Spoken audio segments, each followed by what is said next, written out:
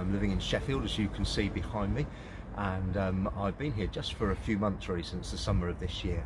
Before that I was a director of a mission agency, which meant I had the real privilege of travelling all over the world, South America, Africa, Asia, Middle East, you name it. I feel as if I've been there.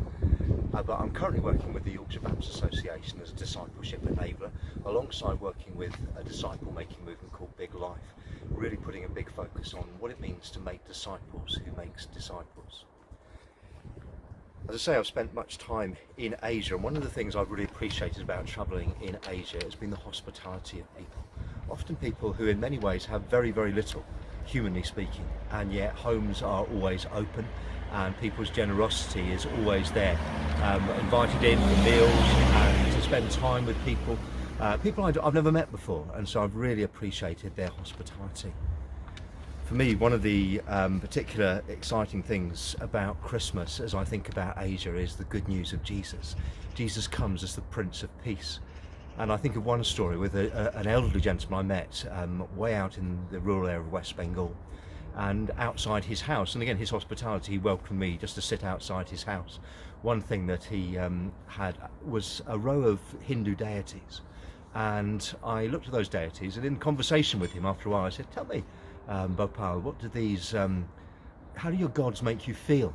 And he said to me, "My gods fill me with fear and anxiety and worry." And that troubled me, and so in a sense my reply to him was that the God that I worship is a God of peace, a God who brings me peace and love and joy. And so over the course of the next 45 minutes to an hour, with a friend of mine, a Bengali, we spent time just sharing what it meant to know the Prince of Peace. And after some time, tears rolled down the cheeks of this elderly gentleman as he said, "I want to know your God, I want to know peace, can I know that now?" And that's the message of Christmas, isn't it? Jesus comes to bring us peace and joy. And Bhopal, that was his Christmas experience. He encountered the risen Lord Jesus that day. For me, one of the special things about celebrating Christmas is remembering Jesus. There's a verse in Philippians where Paul writes, "Jesus, who being in very nature God, did not consider equality with God something to be grasped, but made himself nothing, taking the very nature of a servant." And that's about the incarnation, Jesus, the Son of God, coming down from the glories of heaven and being obedient to his Father.